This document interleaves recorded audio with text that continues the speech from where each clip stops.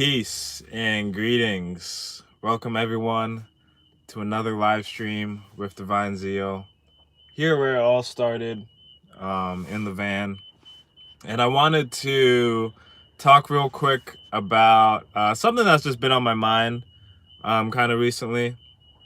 If you hear any background noise, I'm uh, about to go into Planet Fitness, so excuse any background noise. But I wanted to talk about what I've been thinking about really hard. I've been, long story short, in Seattle, Washington for about 4 months. I moved here away from the farm on Oregon, really to just work and concentrate on my computer programming studies. It's been going pretty good. I got 2 jobs right now, but something's just been on my mind. Just the whole rat race of it all. Like Seattle is probably the epitome of the rat race. Like, oh, I gotta wake up, I gotta pay my bills, I gotta have this roof over my head, I gotta go and work all these hours, to barely enjoy even the awesome house I live in. And all the stress and frustrations bundled with all of that, and it's just making me consider, what do I really want. I first need to say that I really do love and enjoy Seattle. It's an amazing city. um, Even though, yes, it is a concrete jungle in some sense, but there's a lot of nature aspects, a lot of spots that I love, that are my go-to. A lot of places that make me feel like I'm on the beaches of California or Oregon. You know, um, some of the best mountain biking I've experienced. So I think, as with any city, it's really how you take it. Do you let the rat race eat you up, or do you just take advantage of all the other positive, healthy opportunities you can have in a city? Um, but I've lived now in two different places in Seattle. The first place was probably one of the nicest houses I've been in a long time, and I was working a lot, and my roommate was working even more than me, and she was just completely drained, and she's also coming from a farm in California. So like, to just see an individual be in a really nice place, but you don't really enjoy it. I've just been starting to think, maybe van life is really, the best alternative for living in a city like this. And personally, coming from the farm, I just wanted a little break from the alternative lifestyle. I just wanted to, get back into living under a roof, see if that's maybe what I want. I feel like you could be on van life for, a few years or whatever, but it's not like you're part of some van life cult. You can try living in a house or an apartment, um, for some time and see if that works for you. But for me, I just feel like the whole roommate situation, especially the new roommate I have now, I don't really think I'm getting along with him too much. And also just paying, rent for a place that you even have doubts or consideration with, is kind of silly.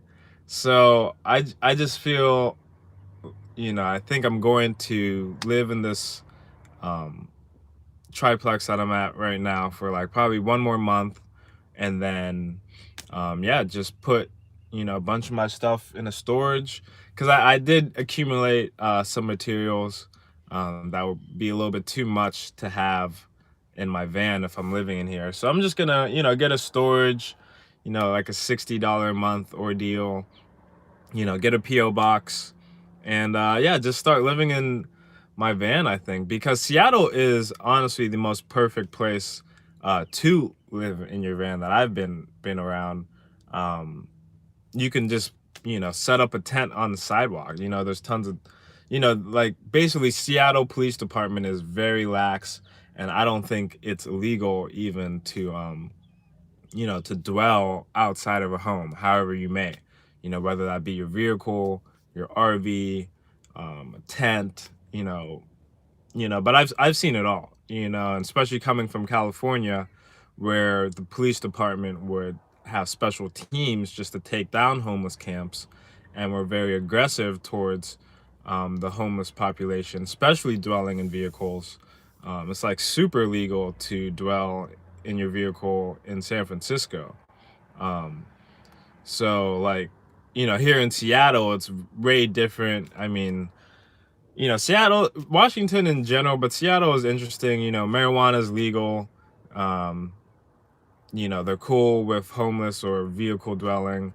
Um, the weather is amazing. A lot of people say like Seattle's super cloudy and rainy, and right now in the summer it's pretty nice.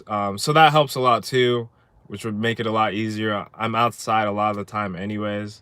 Um, and especially if it's cloudy or rainy, that helps too, because van life in the summer in Oregon was really intense and super hot, like 90 to 100 plus degrees, and the wildfire smoke. So overall, especially with Seattle's minimum wage being $15 an hour, I have two jobs right now, so I get 4 checks a month. So it really helped a lot and helped me save a lot of money, too.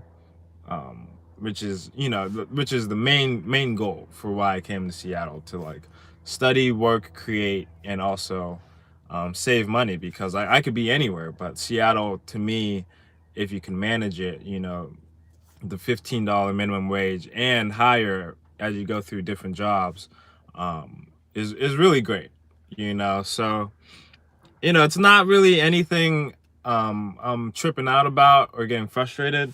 I believe if I could survive van life, Alaska, and the wildfires and crap in Oregon on the farm, Seattle's a breeze. I send my love and peace and positivity to anyone currently on the vehicle dwelling life, and I just feel like Seattle is definitely um, more privileged, I'd say, than other places.